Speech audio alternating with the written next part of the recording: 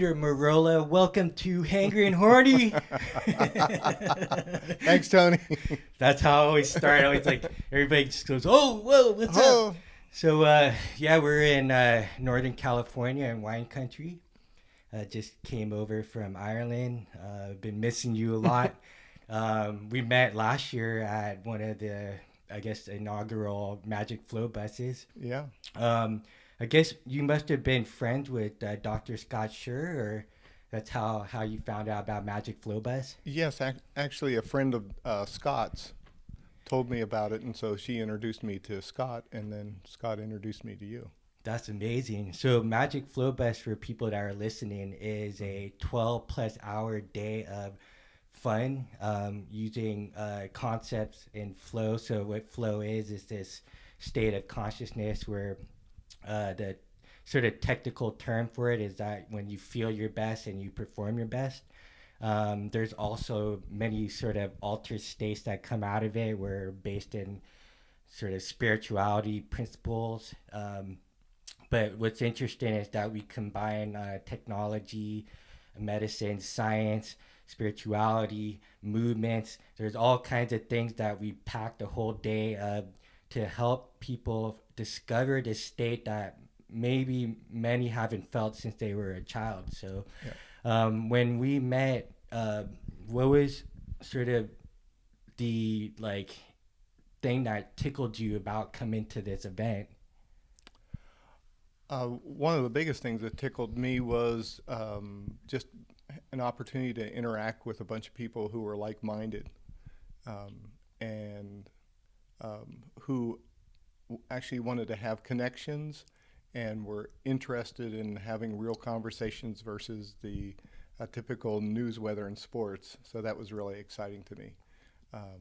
And so for me, it's always interesting to meet new people, because everyone's like a whole new universe. It's like a whole new world. So it was really exciting that way. That's cool. So do you actually, well, one, I totally love that part about the event is that people from all walks of life come in there. Like you said, each person their own universe in and itself. So for them to sort of two planets per se collide together to create a new experience outside of their own let's say ego self, their own universe, their own sort of perception of reality. So when you get a lot of people in one room having amazing conversations that are outside of how's the weather, right? It's a bit deeper than that. And so you have like-minded in terms of they're all interested in health, wellness, healing, and then also, I guess, on some level, learning and the byproduct of performance. So we're not looking at performance as that's the thing that we want to do at the accomplished goals. It was just sort of performance just kind of happens as a result of feeling connected, complete, energized, charged. So your background is in IT, but it's really interesting because you also have a background in spirituality with many years of meditation practices. How are you able to marriage those things together? Well, first of all, the IT was the way I made money in the world, but my first love in this world was kind of meditating, and you use the word flow, and I would use being connected with divinity or whatever. It's just kind of kissing cousins, or maybe they're the same thing. And so the first company I had was called Power Data Solutions. But most people would think that as about data processing, but it was about the data was kind of a divine data solutions, and that the whole way I did my business was in kind of a flow way. I never did any advertising. I just really connected with people, helped them solve their problems, and they always connected me to somebody else, and so I always got a lot of business that way. And Yeah, so like that would be an example of, so you had a sort of formal title for your business, but it was a metaphor for something deeper, which is right. this sort of epiphany state that people get when they're, trying to solve a problem, and they're Mm-hmm. they're grinding at it, trying to figure out the solution. And then one of the things that we teach at Magic Flow Bus is this flow cycle where, anytime you're learning something new or trying to solve a problem, there's always going to be struggle in the beginning, or most of the time. That's usually the way the process works. And then you work at it and work at it until you just can't crack that code. And then there's a part of the cycle next is the release. So you walk away from the problem, you go wash dishes, you go take a shower, you go for a walk or something, and then like out of nowhere, like getting hit in the head by some brick or something, or a lightning bolt, you get that epiphany aha moment. So it's like a powered data solution comes to you. Right. Right. You got it. Yeah. So that's essentially what people are loving about, like, say, I guess dopamine response when we're talking about neurochemistry of the brain, and the why we're so addicted to it, because we get that feeling like aha all the time, like if we're solving a crossword puzzle. But this is happening like way too much on the extreme end, like with our smartphones. So back to sort of that divine download per se, like in the Yeah, Matrix. it literally is a download. Yeah, it's like, where is this information coming from? And Stephen Kotler for the Flow Genome Project, they're a scientific organization that studies flow, and they want to open source this to the world.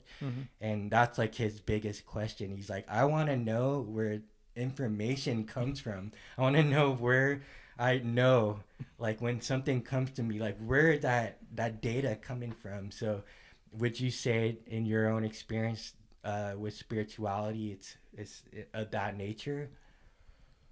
Well, I think data is coming from a lot of different ways, and the kind of things I'm going to say are what my direct experience is, because I think things are existing in an infinitely complex way, and so whatever I can say is only about part of it. Some of it is, that the spiritual realm is every bit as elaborate as this physical world, and so the number of spirits that are out there, the number of spirits that are out there, and wanting to communicate and help, and the ones that aren't trying to help, it's very similar to this this realm. And in addition to that, it's we're all connected to the divine. I like to say it that way because it's, or to pure source, or however you want to say it. I like to completely remove any religious implications, because that tends to dilute things, Right. and downgrade things. Right. But And even the sense of like you said, spirits talking or coming through. right. So um, So in my own experience, I meditate 3 to 5 days, or 5 hours a day. So a lot of that time is not sitting; it's literally just connecting more and more. It's like I use my breath, and I connect deeper, and then I connect deeper, and I connect deeper, and I may be making a cup of coffee or making myself breakfast or whatever. And as I'm doing that, it's whole tabloads of information come. right, right. So you're not just traditionally sitting in a lotus pose or a cross-legged. It's your daily things like making coffee, Yeah, movement, yeah, throughout the day. and so it's much more connected with everything I'm doing, and it's all for me. A lot of times it's a ticker taper. My wife is always reminding me that, oh, you said this, and I don't even remember, because it was right in the moment where I just saw something and just said it out loud. And so I I don't necessarily even go uh, like it's coming from me. It's just like I read the news, Yeah. and so I'll just say it out loud, and uh, and then I would say there's a high percentage of it being accurate, and it's not any kind of ego state for me at all. It it's it's just information. Yeah, It, absolutely. I mean, in my own personal interactions with you, uh, you've been like highly accurate with mm, information, data that you've received mm-hmm, through your day to day living, as you mm-hmm. say. It sounds like your form of meditation is more integrated with living, with you know breathing, cooking, cleaning, working like at a computer. Mm-hmm. It's not just some designated time, which I'm sure you had that too, where you actually sit in Oh yeah. silence and practice your breath and focus on feeling and all the different ways of getting into a meditative state, which is all like different brain waves and heart waves and muscle waves in combination. But um, literally, you're accessing information, and then you'll share with me with my permission. So you would actually ask me, is it okay if I share this with you? I had noticed something come to me, information, Mm-hmm. and I've never felt like it was manipulative. I always felt like safe with you, Mm-hmm. and so I would always say, yeah, I'd like that you have my permission, which is in and itself is so important because so many people that have access to information uh, don't ask people for their permission. Mm-hmm. And you even would say like, oh, I feel almost bad that I'm not intruding. It's just what came to me. And so Mm-hmm. by setting up the presupposition that way, it makes me feel like I can trust you in that sense. So Mm-hmm. so you would tell me things and it would actually happen. And not just with me, but like a lot of people within our circle that we met through Mm-hmm. Magic Flow Bus. So on one level, I'm very like rigorously critical and scientific, Awesome. but I've had so many experiences where like science just is left in the dust because they just don't have the instrumentation to be able to validate and substantiate where information comes from. And you could put somebody in an MRI machine, fMRI machine, and all these gadgets and see what part of the brain is like local material uh, reductionist, but they just can't explain anything more than that, and that's just called paranormal. Yeah, and for me, everything is so much more physical. S- um, because I've meditated so much and for so long, when I hear people talk about meditation, I I feel like I'm using a different word or I'm talking about something different. Within the same context, the same realm, Yes. right? And the reason why I say that is uh, because it's all about, for me, direct perception. It's not about reading a book and trying to juxtapose my own experience against that, uh, what the book said or what some saint said or uh, whatever. Instead, it's about just like you and I are sitting here and we're communicating, and there's a whole understanding and a whole neural pattern that's happening. It's just like that. Yeah, You know, it's he was right in front of me. I saw this, and that's what happened. yeah. So it's a direct experience in person, in the flesh, so physical, not theoretical. You may take information from someone else's experience, Mm-hmm. but you have to like actually experience it yourself, like, or it doesn't really meet the surface of the road. The rubber doesn't meet the road Mm-hmm. uh, until the actual physical interactions happening. versus what you just heard someone say. Yeah, and if it's okay, I'd like to just detail this a little bit more and just explain some of how I meditate and what it's about. We all have so much energy that's out in the world where people are using a tremendous amount of their perceptual ability in the outer world. And for me in my meditation technique, it's about taking that energy and literally inverting it and going inward to the point where I have a lot more perceptual ability, meaning that where it's not normal to feel your pulse at the tip of your finger, just my attention there, I can raise that pulse. So where I can literally feel my heartbeat anywhere in my body, even where it's not normally palatable.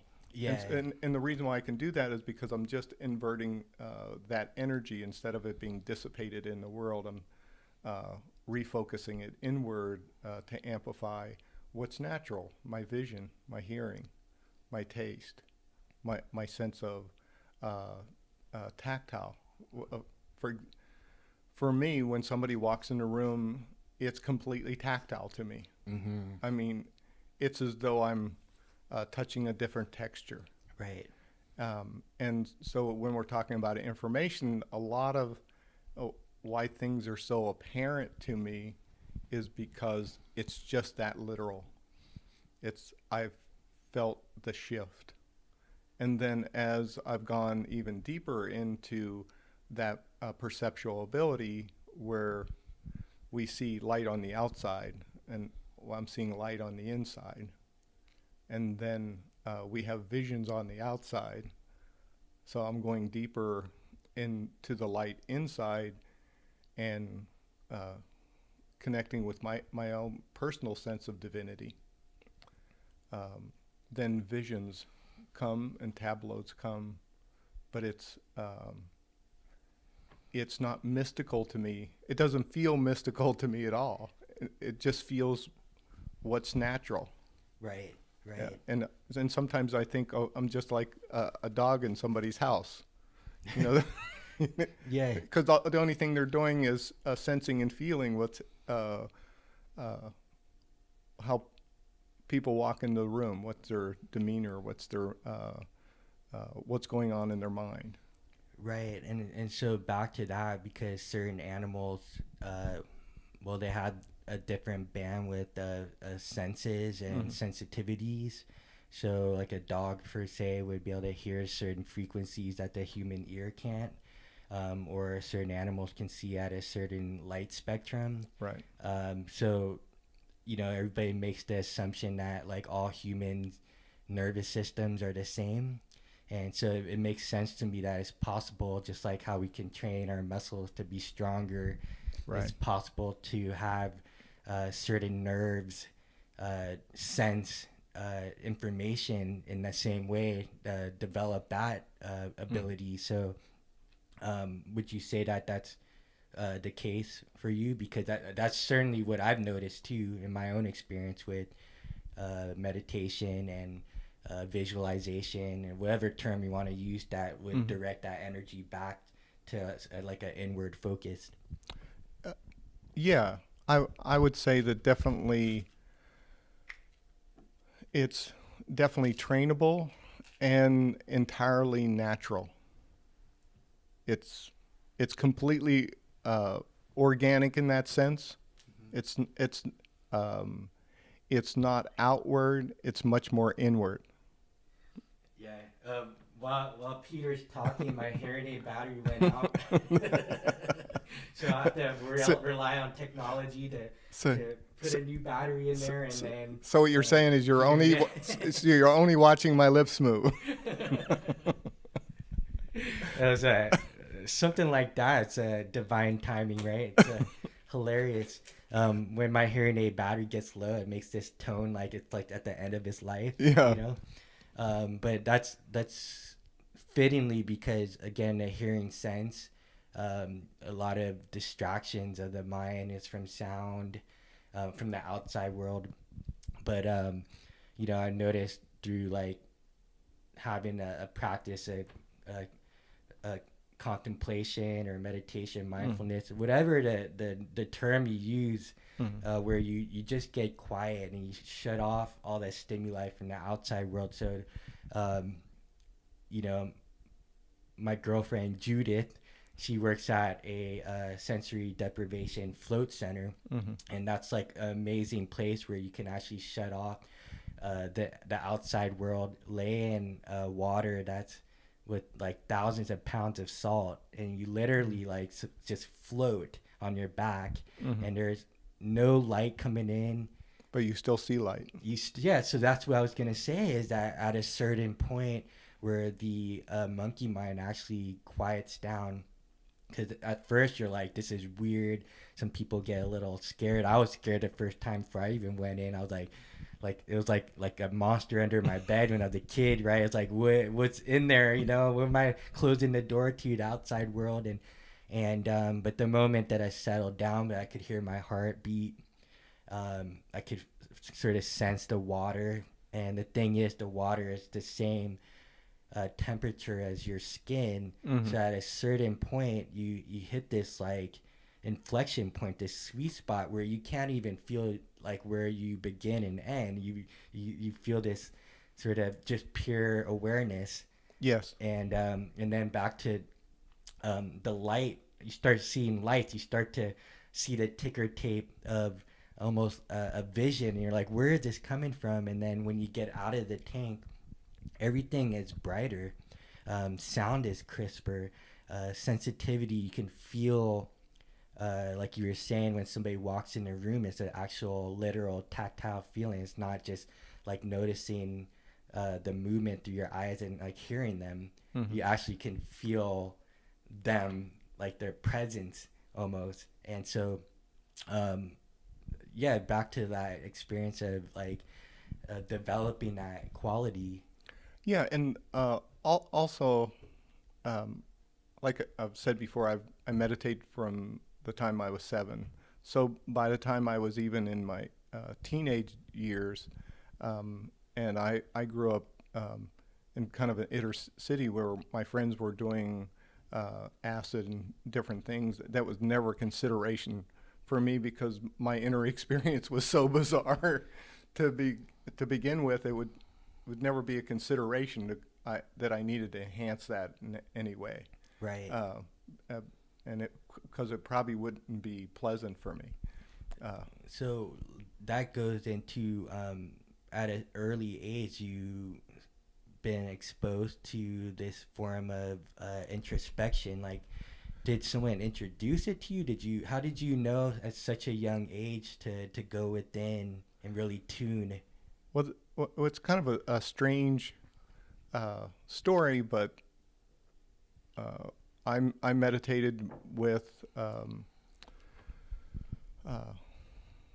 probably you would call him a saint. His name was Sri Yukteswar. He lived in India. A lot of people know who Yogananda was, and so I had a life close to that ashram, and I was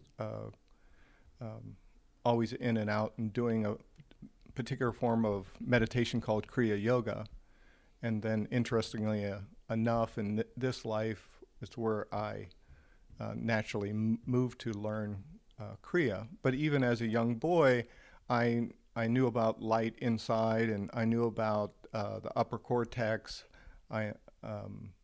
And so even as a young boy, I was already seeing light, and I also I already had a little extra inner perception. Okay. Like an extra ability to feel. And so just to interrupt real quick, I'm sure some people are listening to this and going like, okay, what the hell is this guy talking about, right? Like he was, you're almost like talking about having a past life with this guru.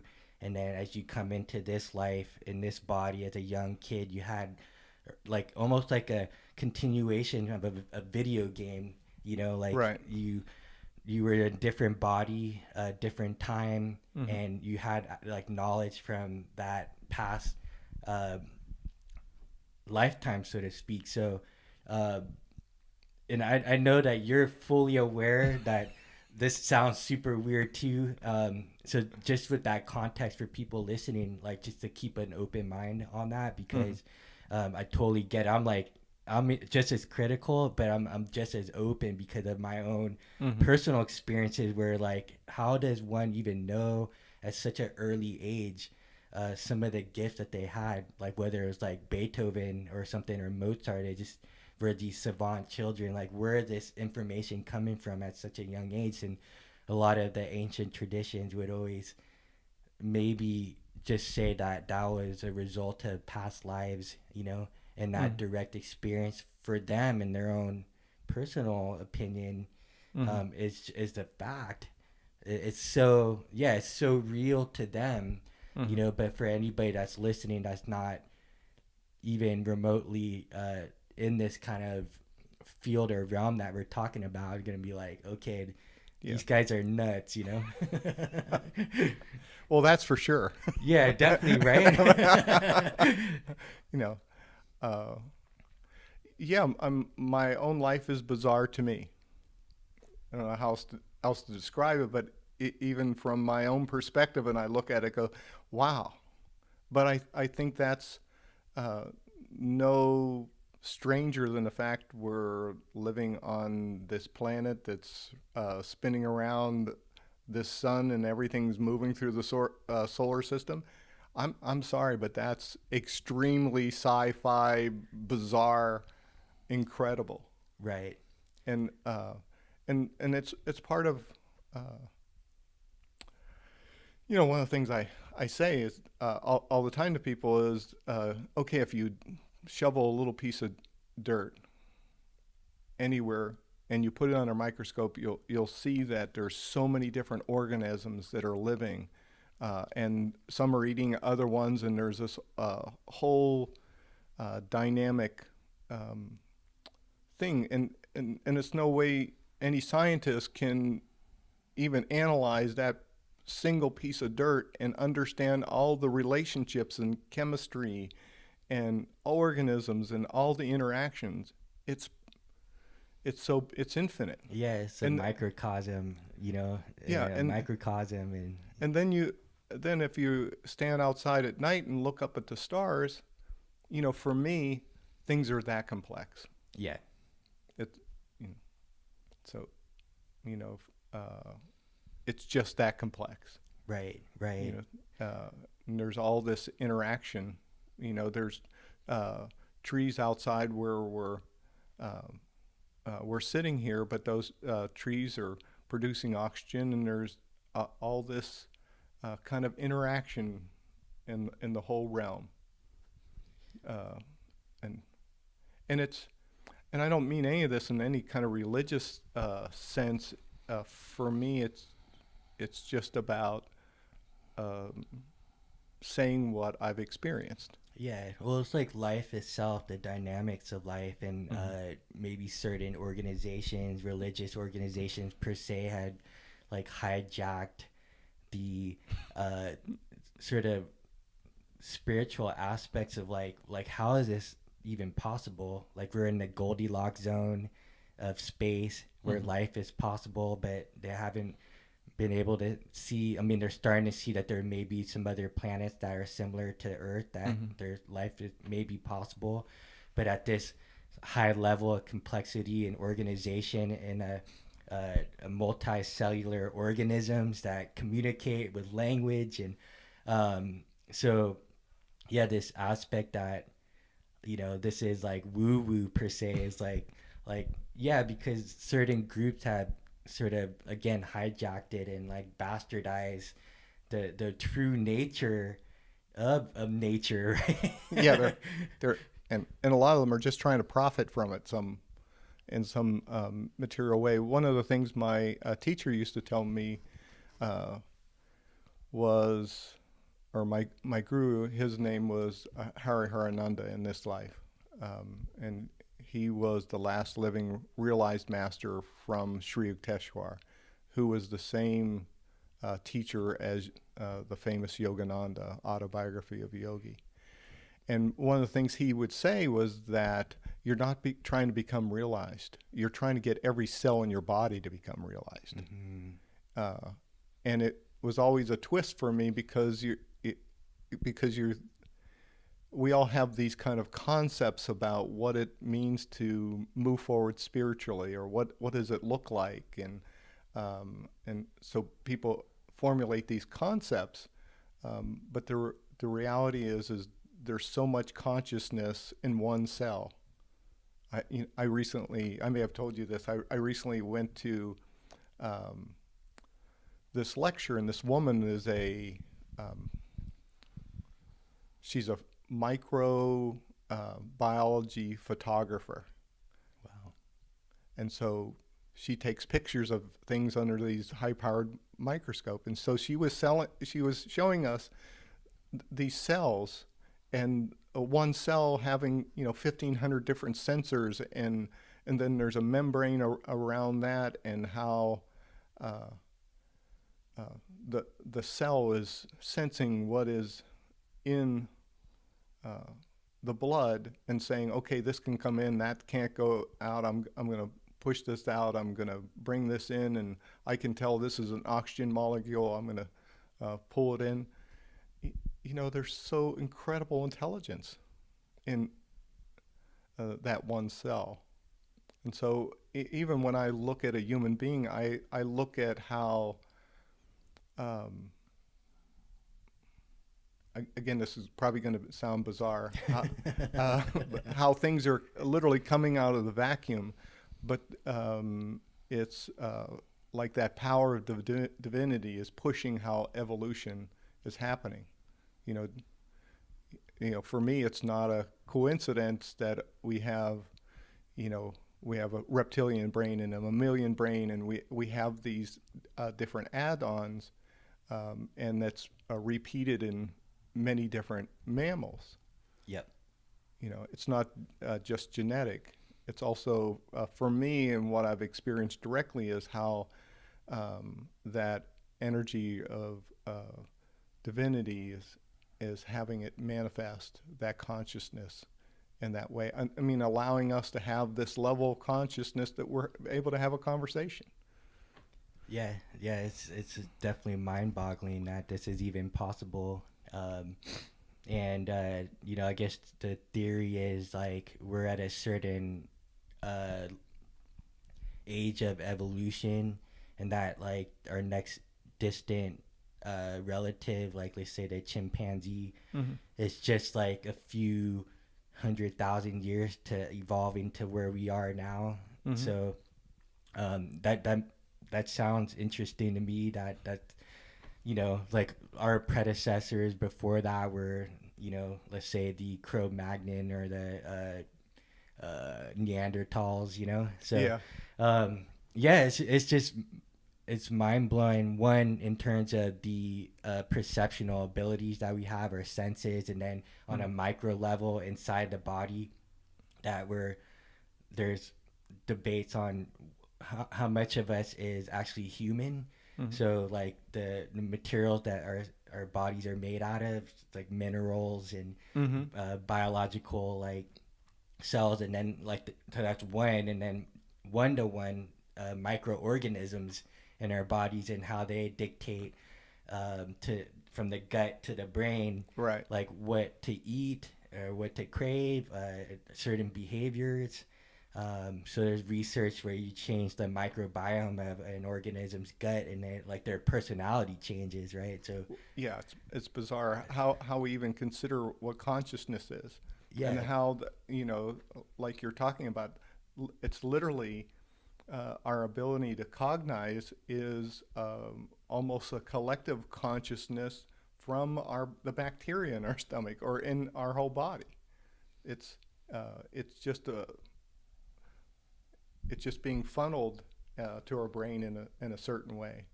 But I mean, there's so many incredible things to consider. Just how animals know about a disaster is going to happen way before any human does. Yeah. And so some There's going to be people would label that as like intuition. And yeah, and so and intuition for me would be just they felt it, Right. They and felt it. and they were able to cognize that as that, okay, I felt this, and therefore I'm gonna exit because Right. I know there's gonna be a problem. So like let's say on a factual level that they had a sensitivity mechanism within themselves that they could perceive it sooner than a human could. It may be certain humans that are like highly developed sensitivity wise would be able to notice the same thing, but most of us are like numb to what we perceive as reality, you know, that there is so much more as you and I have experienced that again, like as much as I appreciate science, like I'm not gonna like keep all my eggs in that basket, you know. Just as I just love science and I love what it's doing.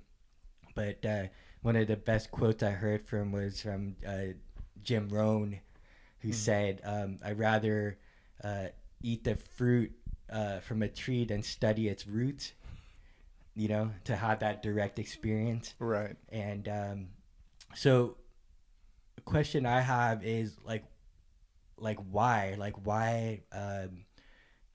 become sensitive, you know, to the world and reality? Like why did you go within?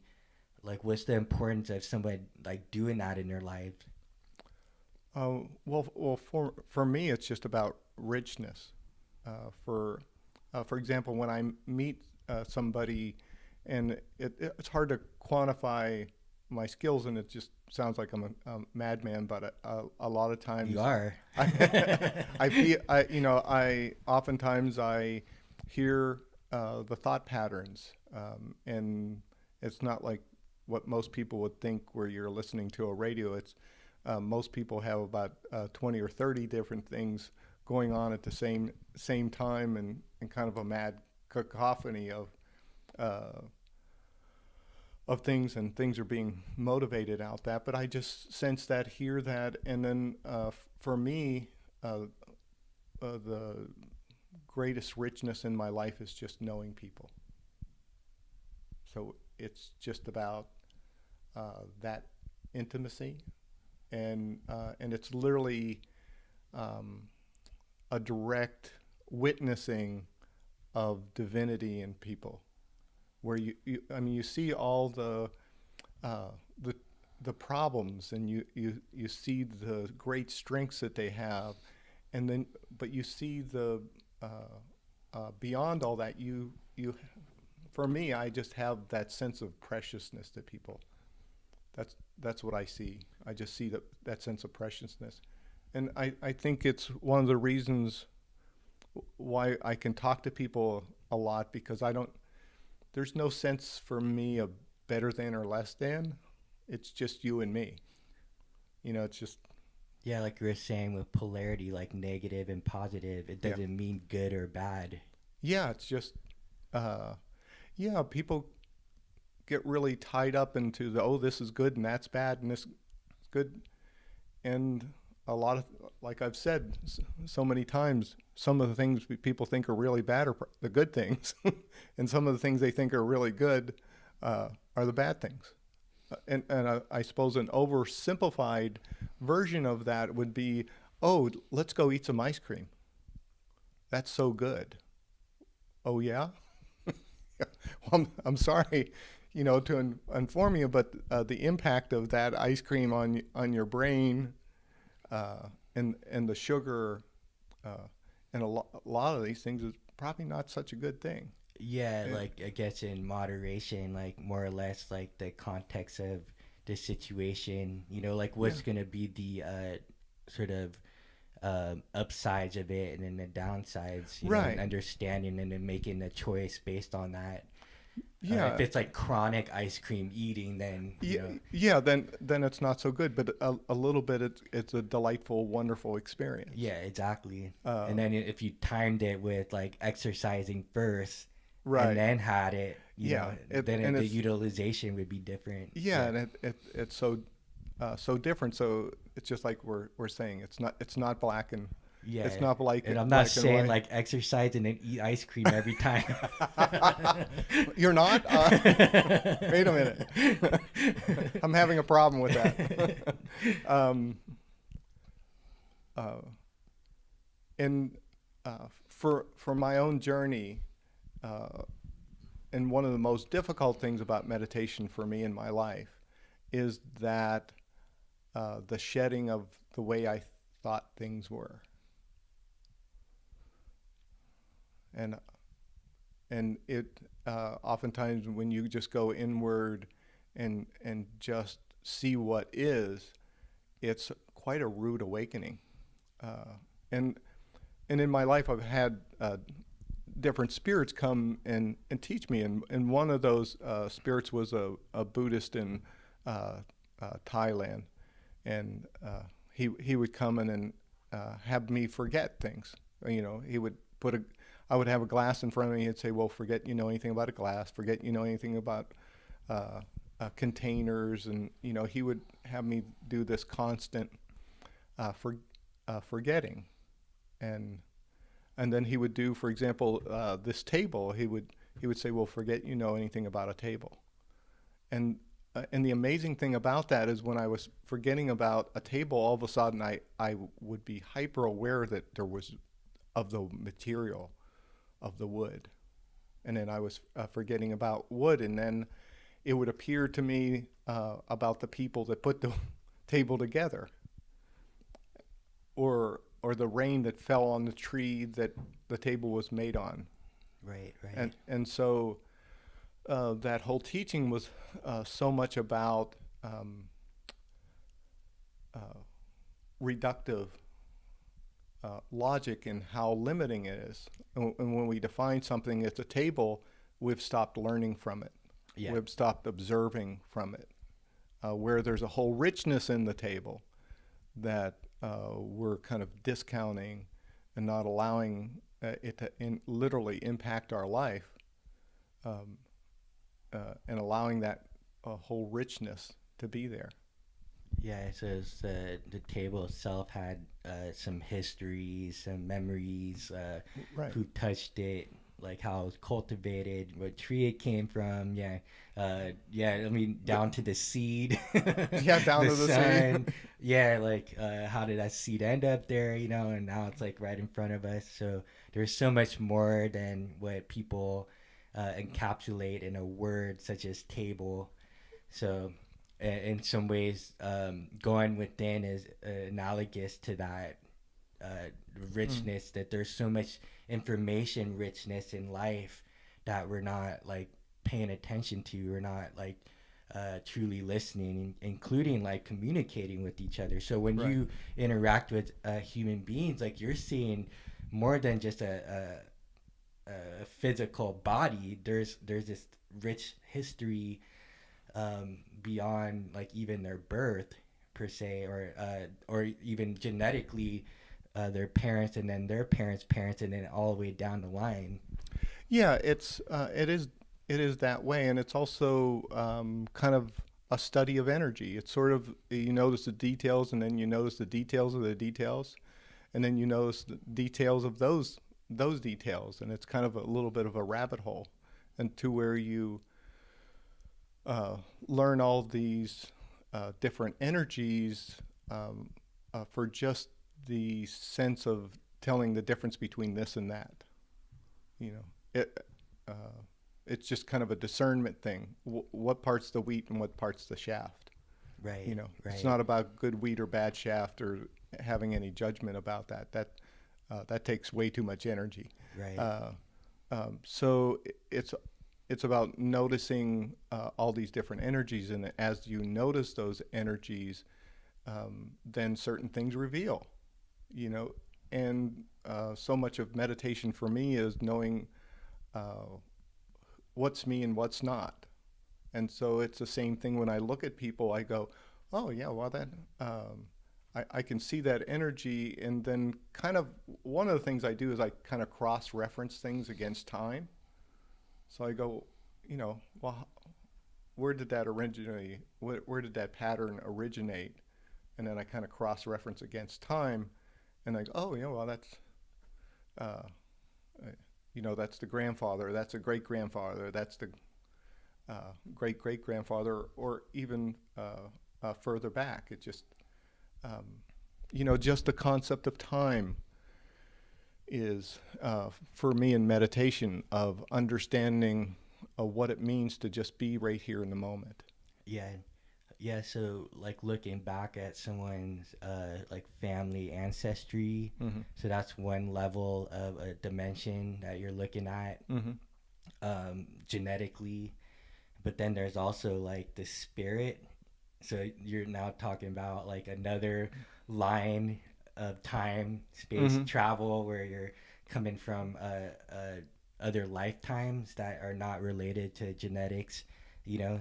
So like in the physical bodies, the genetics that goes down the family tree, and then the spirit may have been popping in a different genetic different trees, different pools. Yeah, and what I see a lot is what I would call programmatic energy, where something happened to great great grandfather, and they made some decision about the way the world is, or they just had some general disposition about what reality was, and that whole concept would resonate and get passed down over and over again, where the same types of things would happen over and over again in the family system. And you can say genetics, and I would say no.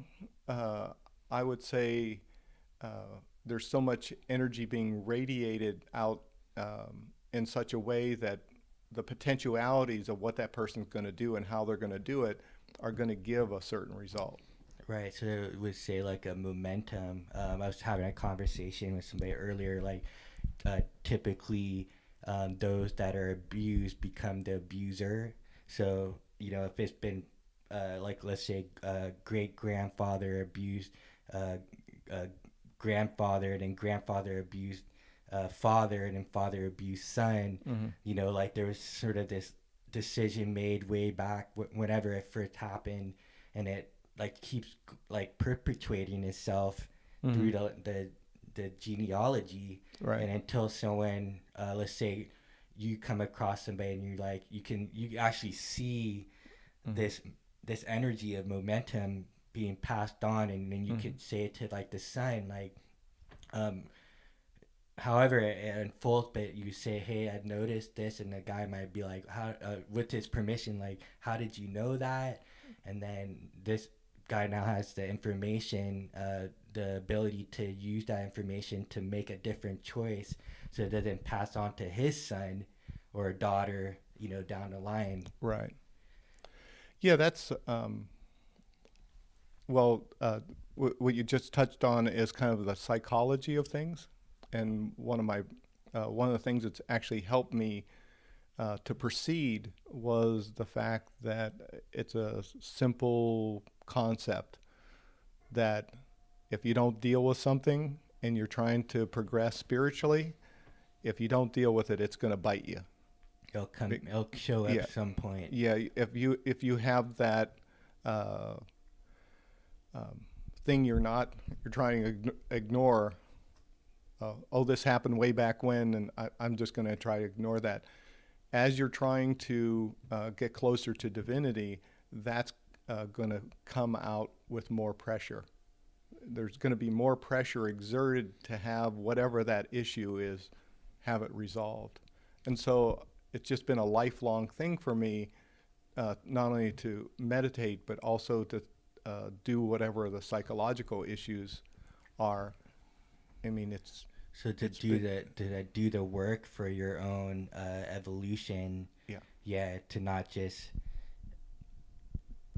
So the thing with, let's say, enlightenment, or sort of these concepts, like there's like some end goal Mm-hmm. that like everything's gonna be glorious from here on out, like they always say, like, once you're enlightened, like, chop wood, or before enlightenment, chop wood, carry water. I Yeah. just messed up the joke. And then after enlightenment, chop wood, carry water. So the thing is, you're even with this sensitivity and it's, I would see it like it's a skill that you could develop, that anybody can start where they are with um, being introspective and starting to get to know them and like look at like where are thoughts coming from, where are feelings coming from, and then you learn discernment. Like you actually call them spirits or gremlins or demons. Like there's cartoons where there's an angel on one shoulder and a devil on the other. I think those are fitting metaphors. So but this idea that there's like an end goal, like, or there's like spiritual competition where someone's like, hey, I'm a black belt, fifth degree enlightened master, and and this is like some white belt like chump, like what does he know, right? And so there's always that sort of funny ego, even a spiritual ego going on with like comparing things. And and the reality is just the opposite.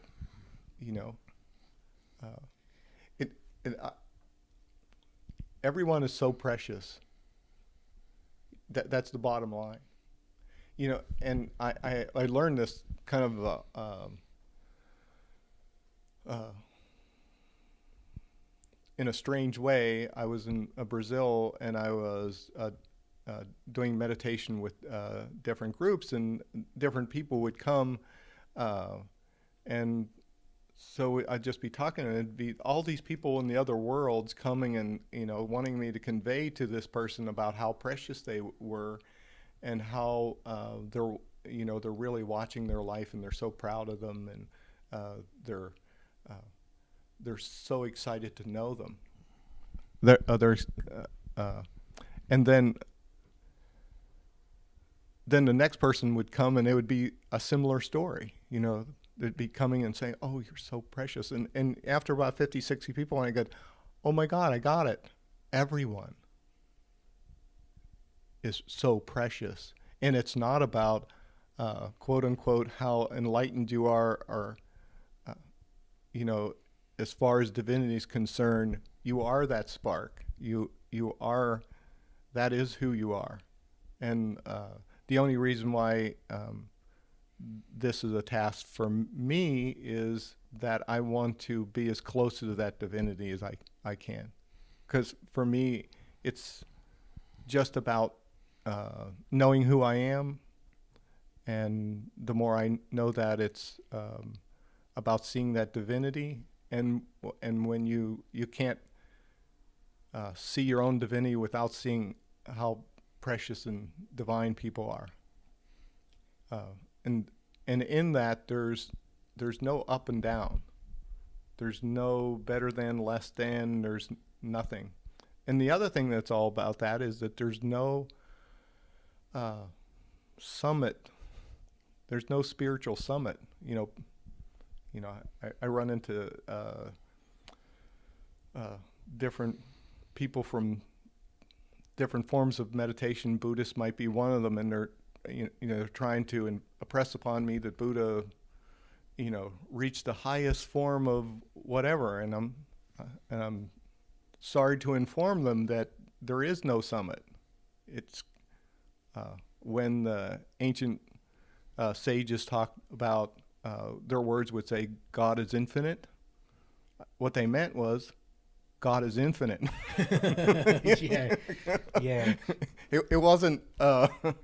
It wasn't no there and that idea of spiritual retirement. Yeah, right. Or some person that reached the pinnacle of human, the peak of human development in terms of like the Buddha. He reached the ultimate. It's like how did you even like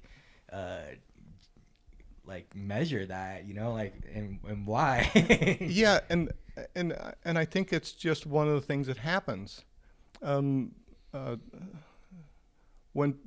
you haven't reached that state. You can't understand what it is, and so you're just imagining.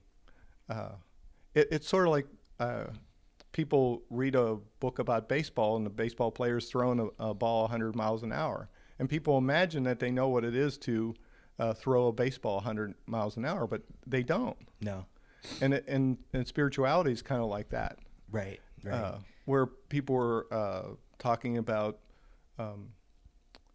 what Buddha says, there's only this great void. Yeah. And they're imagining that, oh, that's the pinnacle. Everything is that void when it's just a stage in meditation, where you realize everything's coming out of a vacuum. Right. Right.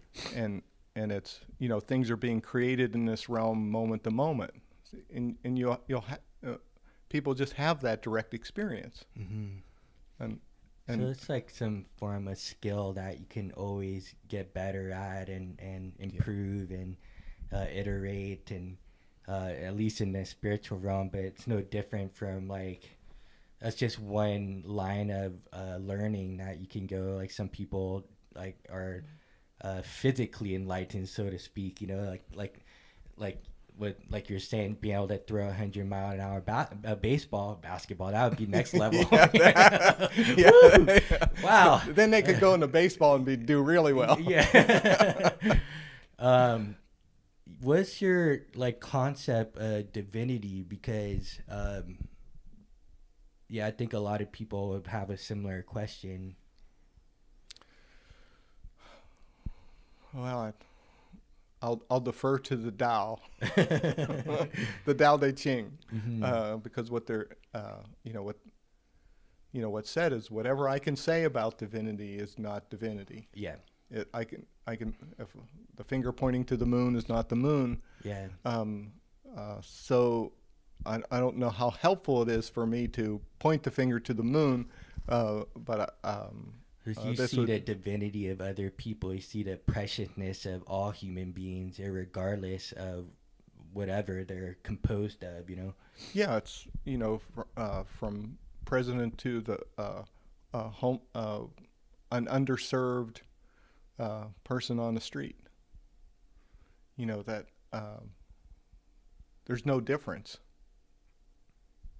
And I think that's how my only comment about would be that this is how people rob themselves from seeing the richness.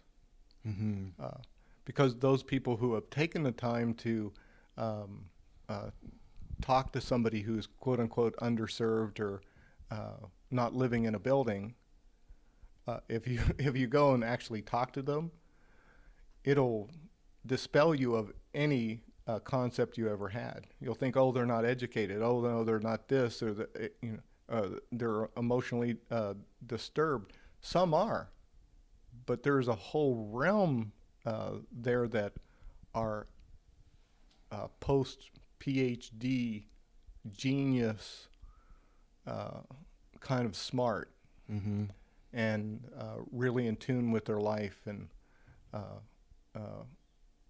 it's just it's completely different. Don't judge a book by its cover. Yeah, you just you're, and so like I would just say that it's so much more about just experiencing what is, without any judgment, than it is about any concept or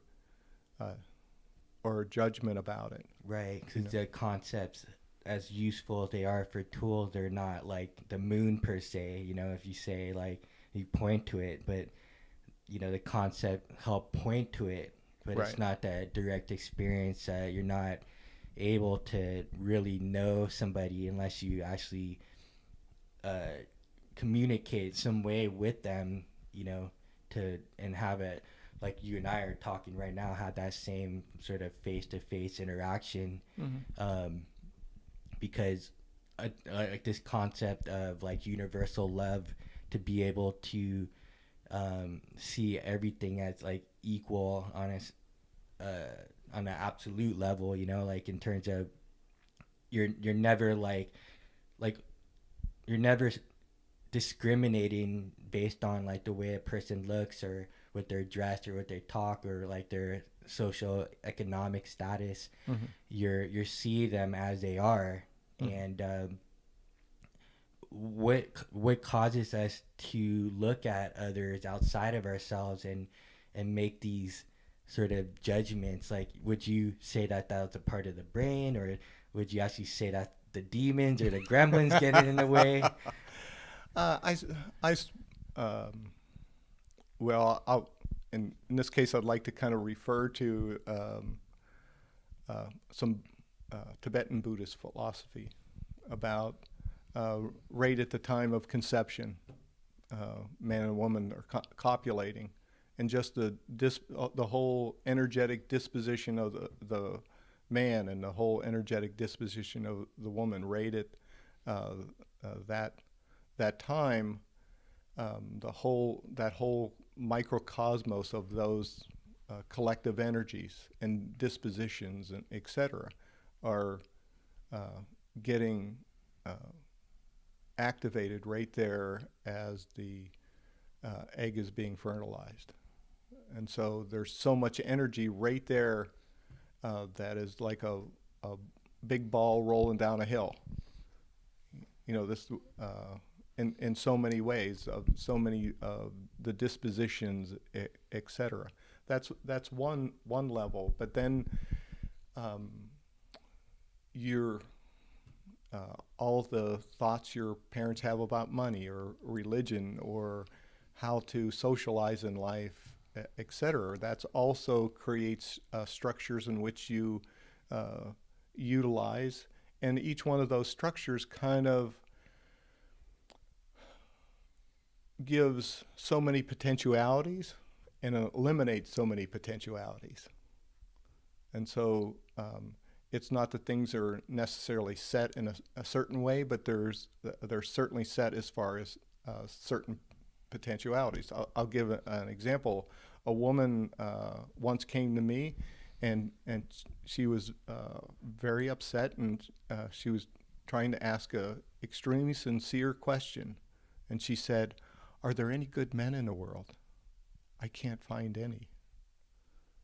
And it was just so self-evident of all the patterning that she had, that even if the best of man was in front of her, there would not be a way for her to acknowledge it and interact with that man at that level. Right. It's like right in front of her, and she wouldn't be able to see it. Yeah. Yeah. And that's how so many things are existing for people. For example, if making money is really hard, then that's exactly what you'll do. But if making money is easy, that's what you'll do. And you'll find those potentialities and opportunities based off of just that disposition. Right.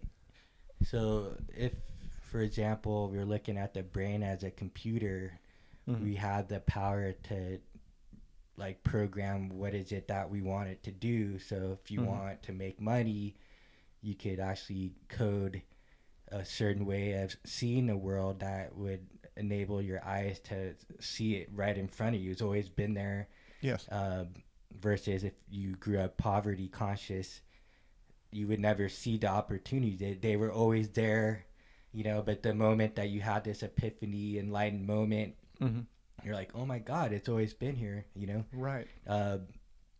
This morning, as I was driving over this direction to work on a client, my mom helped me bring a lot of my baggage to the car.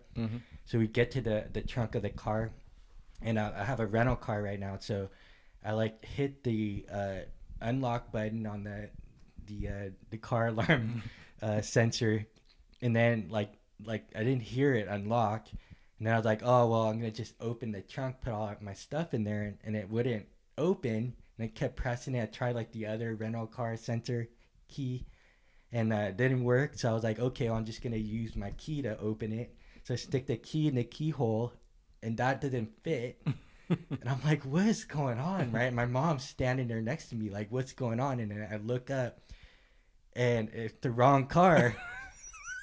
It was the same color as the rental car, but it was 2 stalls next to the real car that I was supposed to the correct car. So my mom just looks at me and she's like, "Man, you're losing it."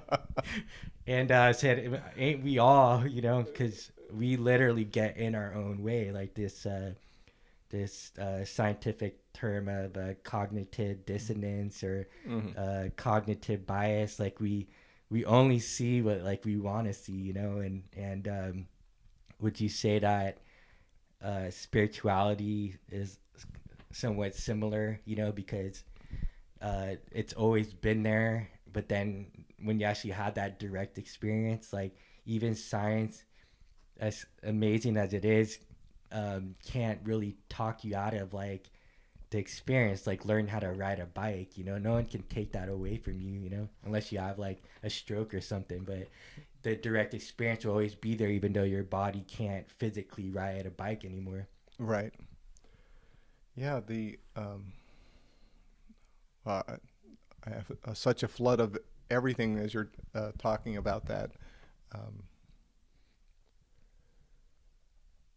just, you know, I'll just talk about some assumptions that people what I witness people making. Um, they sometimes think that everyone's brain works the same. And the way their brain works, it must be the way everybody else's brain works. And I can assure you that that's not the case at all. People's brains are really different, not casually different, but really different. Yeah. I mean, the way they're putting thoughts together and cognizing things and defining things, there are a lot of similarities, but if uh, it's a different soup. Right. So Uh, there's like agreements that are made that are sort of status quo, mhm. but there's like these other ends of the spectrum of possibilities outside of that like narrow status quo bandwidth. Yeah, it's uh, well, it's also we were talking about how these potentialities. It's also about the time in which we were born, and what's going on in the world at that time. For me, when I was a teenager, there weren't cell phones or even computers. Now somebody's born with cell phones and computers and all these different devices. Their whole perception of the world and potentialities is completely different.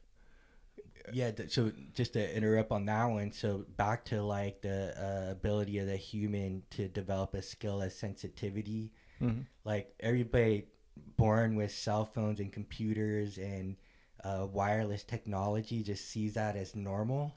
But if we went back like 50 years, you know, like even the radio, but even like, let's say like 150 or 200 years ago, if we could time travel those people to here, they would think we're all like woo woo. Like, what do you mean like voices coming out of like this object? Yeah, well, it was a cartoon, Dick Tracy. I'm going to talk to my wristwatch, Mm-hmm. and it's going to be a phone. Right. And today, it's a reality. Yeah, and I feel like with science exponentially and computers exponentially getting powerful, we're gonna be able to start to uh, substantiate what, and it's starting to already with meditation and neurophysiology and neuroscience. Is Mm-hmm. seeing like all these networks of connections happening in the brain all the way down to the gut and Oh more. yeah, You know, yeah, so yeah, it's mind-boggling there. yeah. Well, I mean, the other thing I would say about meditation is that it's all physical. I mean, people. Uh, this is just a misconception that I see people. Oh, that meditation and spirituality is about up and out of this body, or completely disconnecting from this body in order to ascend in some way.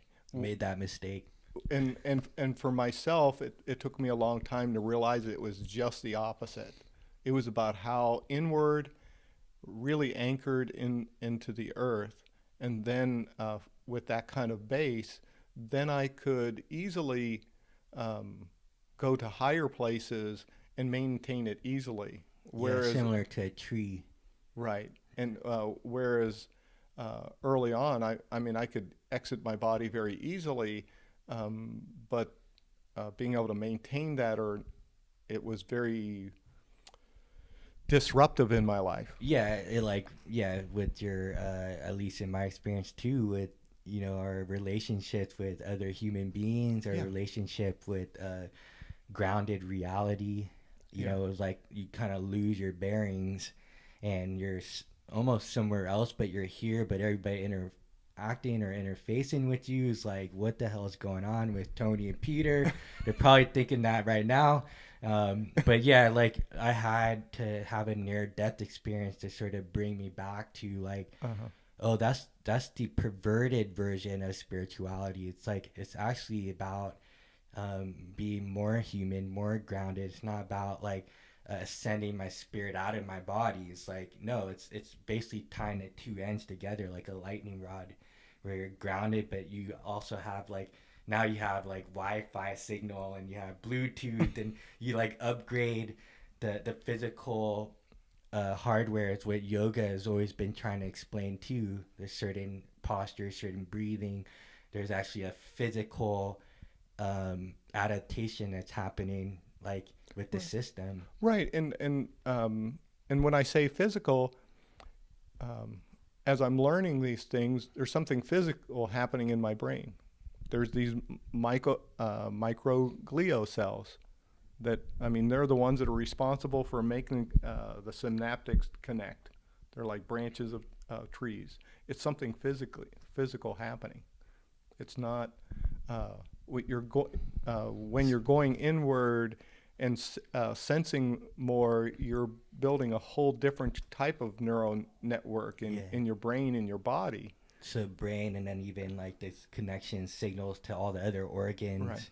And so there's that neuroplasticity. Yeah. And I would also don't want anybody to understand what I'm saying is that what I did is the right way and what they're doing is the wrong way, because that's not reality as far as I'm concerned.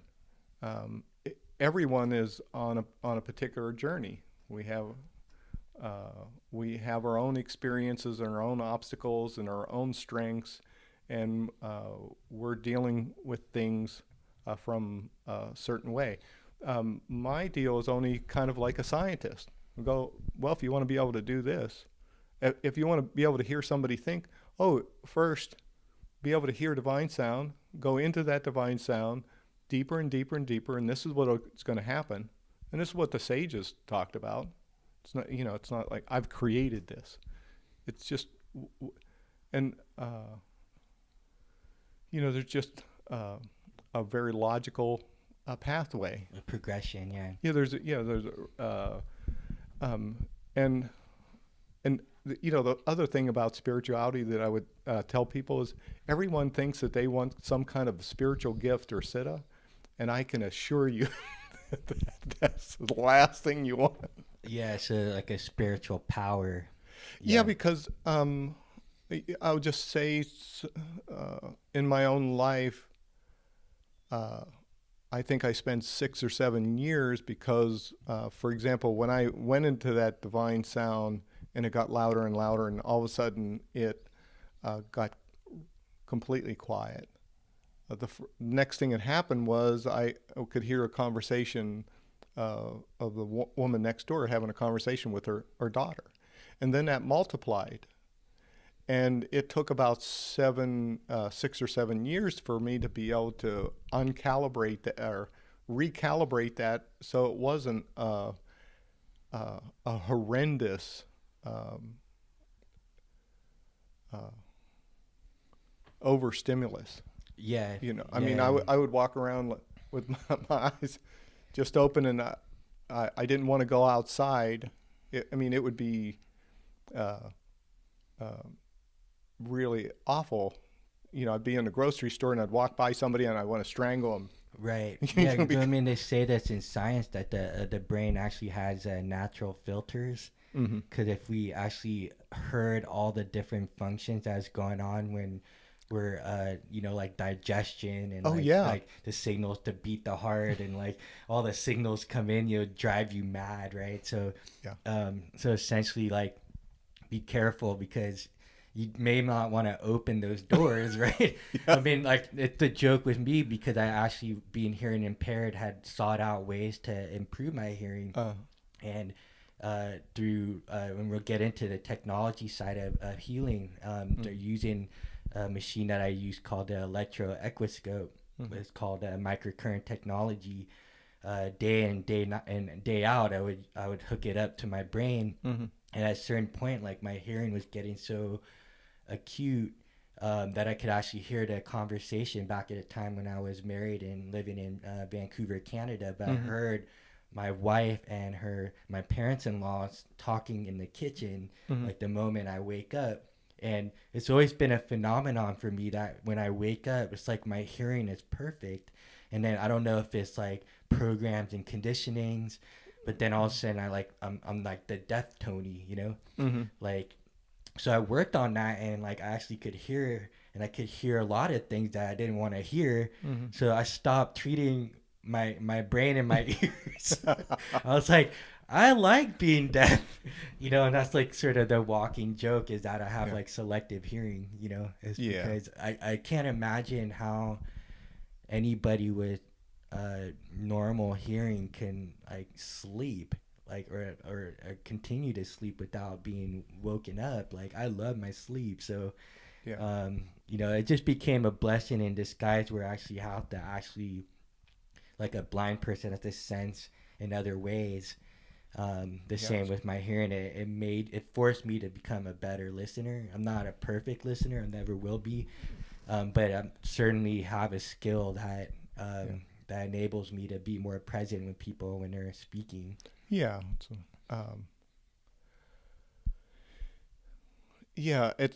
at one point in my life, it became so obvious that you don't need your ears to hear, you don't need your eyes to see, you don't need your skin to feel. And in the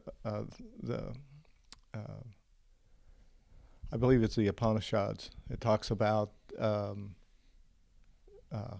it's not the eyes that see, it's the power inside the eyes that see. It's not the ears that hear, it's the power inside the ears that hear. And kind of that inverting of our senses is kind of tuning into what that power is versus thinking it's about the eyes or the ears or the skin or whatever those things.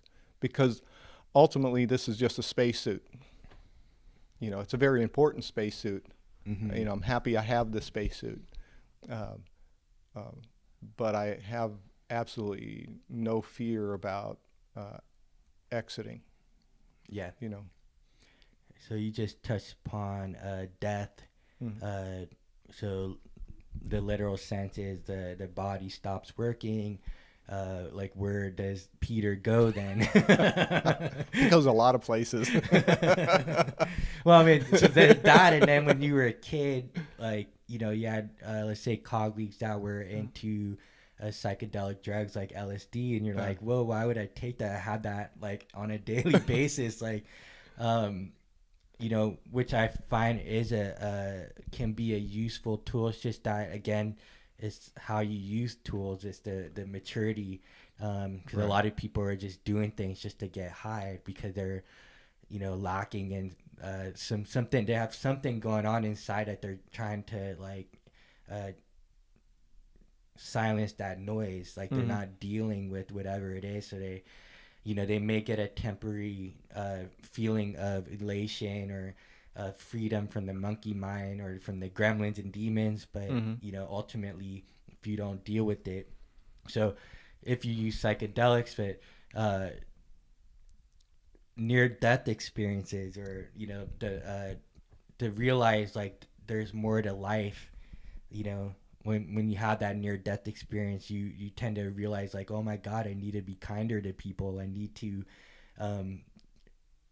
respect and be grateful for this body that I have, and not like abuse myself anymore, whether like physically or mentally. Stop abusing other people. So go into like the whole death experience and like how you made peace with that. Well, I mean, I just want to just make a comment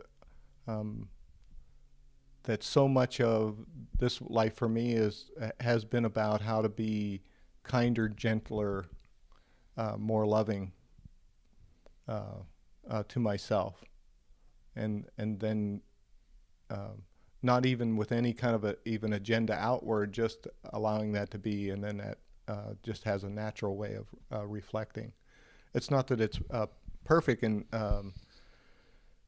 this is a continuous, ongoing journey. It's not. I mean, if anybody thinks it's like this, no, because at one point you just realize that it's not just me.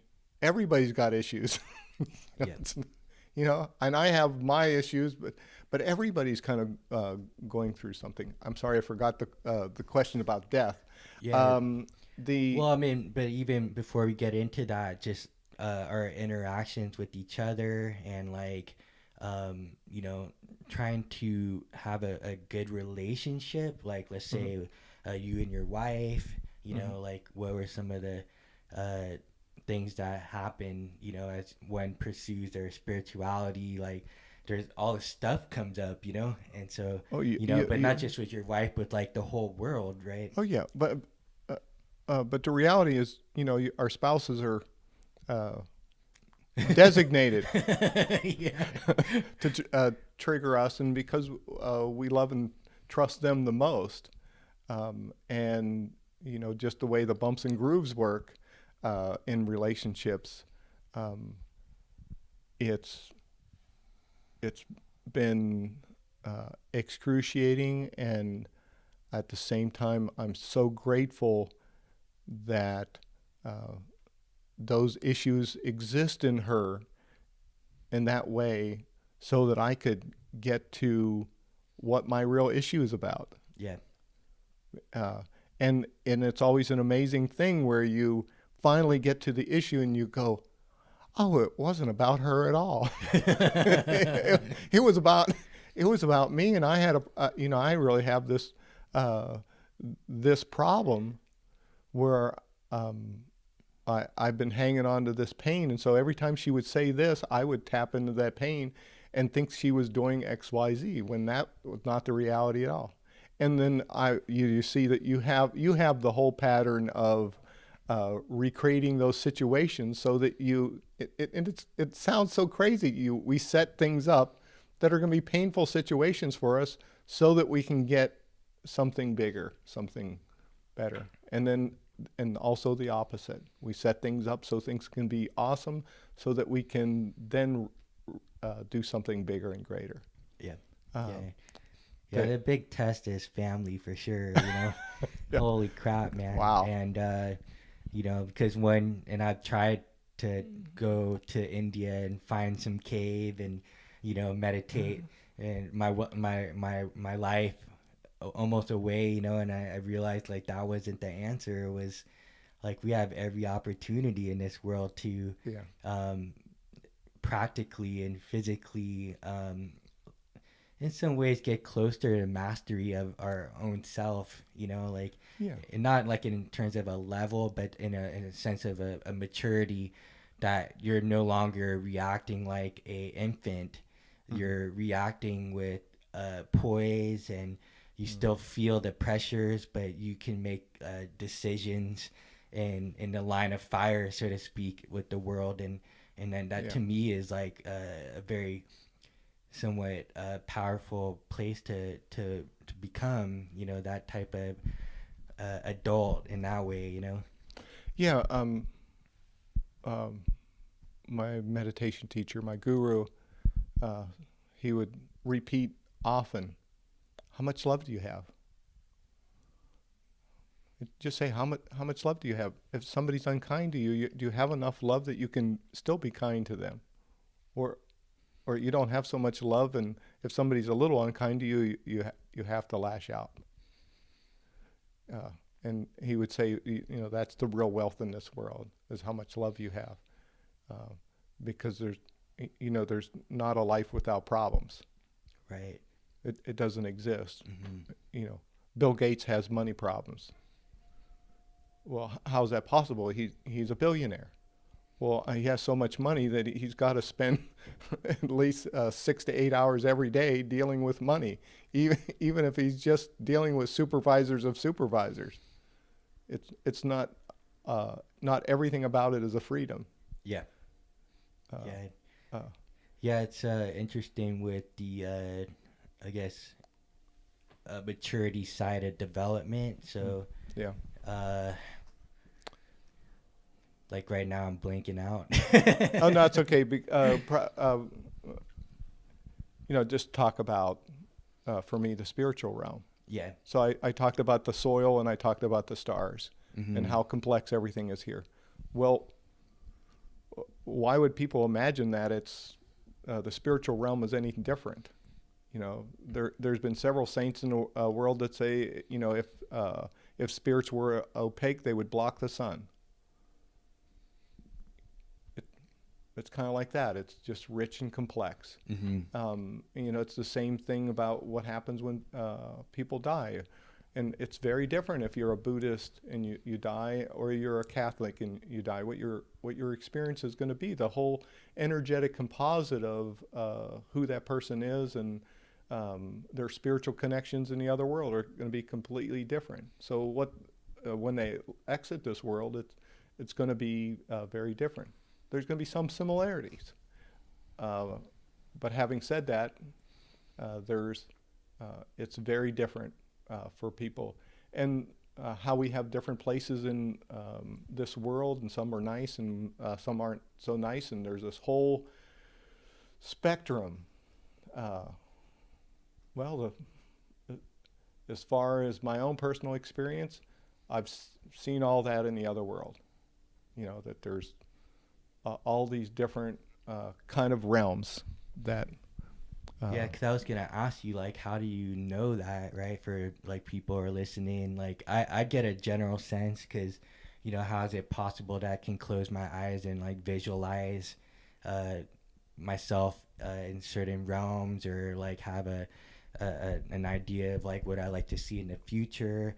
I can maybe like visualize, like, or even look at memories that I had in the past, like. Mm-hmm.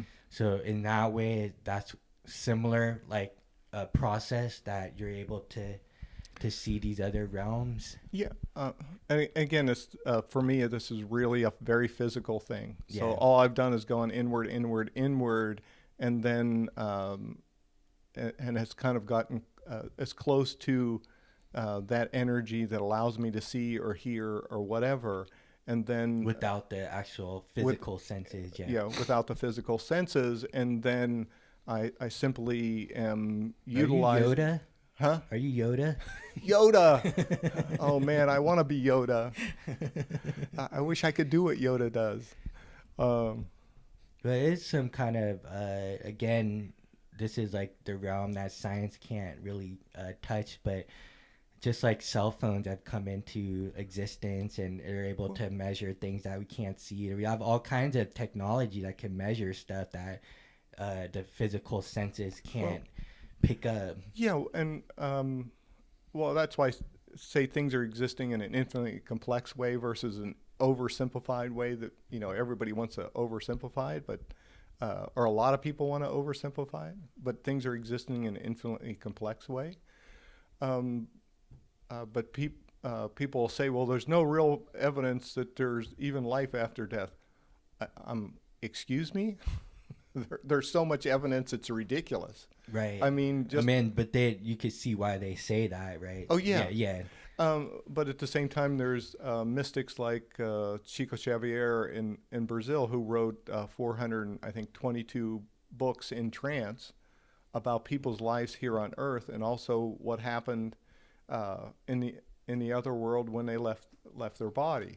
Yeah, and even like sorry to interrupt there with the Dalai Lama. Like, there's certain steps that when that baby comes out, he has to like pass all these tests that this baby would exact even know. Same thing. Like, they kept this written record. That's Well, and there are different lamas around the Dalai Lama, and their only job is to track the Dalai Lama. That's their only job. And it's not like they're following him around. It's about them being in meditation and having their attention and concentration to be on that Dalai Lama, because when he leaves that body, it's their job to track him down when he takes that next birth. That's their whole job. Those are the people that go and give the test. Yeah.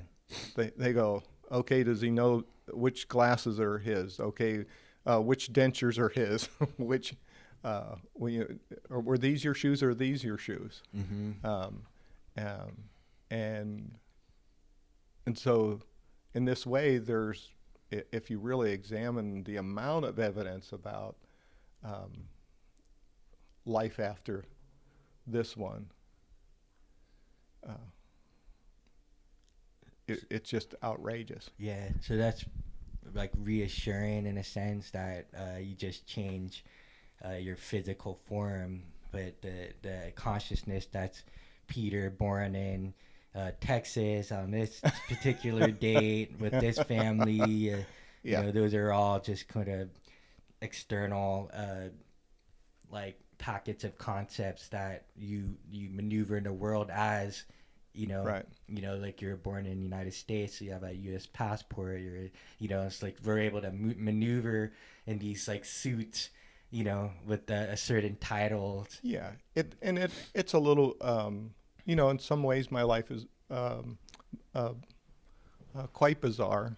It's, for example, I was in, you remember Tim Maddock? He's Absolutely. Shout out to Tim Maddock, the whole Maddock family. Well, we went out to dinner with one of the families that he was coaching, and there's a young girl, and so so the topic always turns to meditation, and so I was just saying, well, you know, you're really strongly influenced by your great grandmother, and you know her jaw came down, and because there's a whole history of what the great grandmother did and how all the women in the family became very prominent since her, because she had a particular life, and she overcame some things, even though she died at 23. But what she achieved spiritually was so powerful that it impacted every woman in that family tree. So, you know, all I'm doing is I'm sitting beside somebody and saying, oh yeah, you know, feeling a particular energy and going, oh, that's your great grandmother, and boy, you're really connected with her. She's really important to you. It's not cognitive. I'm just trying to feel. This or this or that, and so for her, you know, some magic trick just happened. You know, her jaw's hitting the ground, and she's going, you know, she's just repeating, "Oh my God, oh my God, oh my God," like something. But for me, it's just apparent. Yeah, it's a form of feedback that most people aren't used to.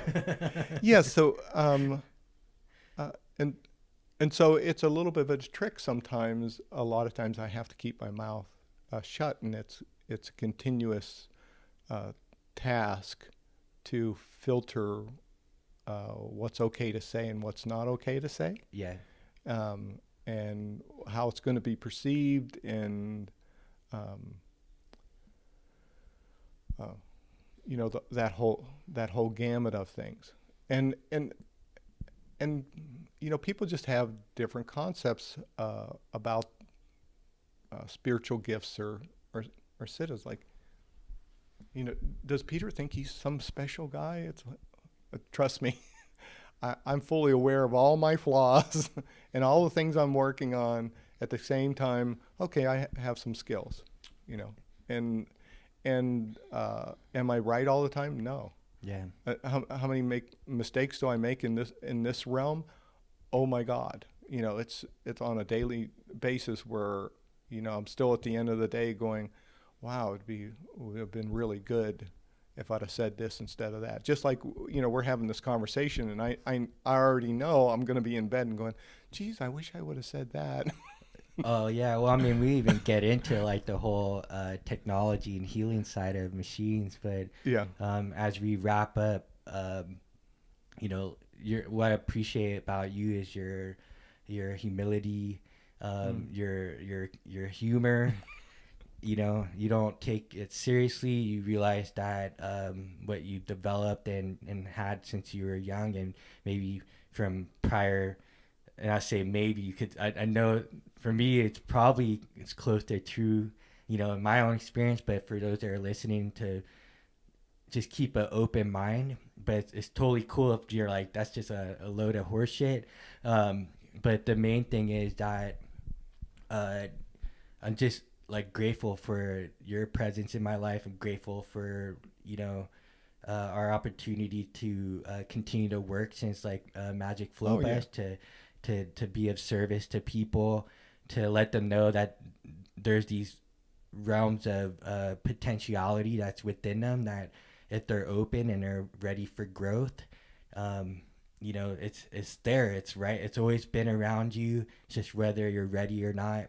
And then the responsibility that comes with a double-edged sword tool, you know, because on one level it's a gift, but on another level it can be a curse, you know, in terms of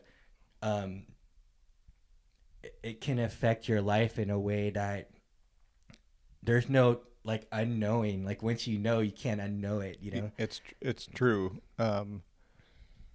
In so many ways, you gain this little gift, and the rule book is this big.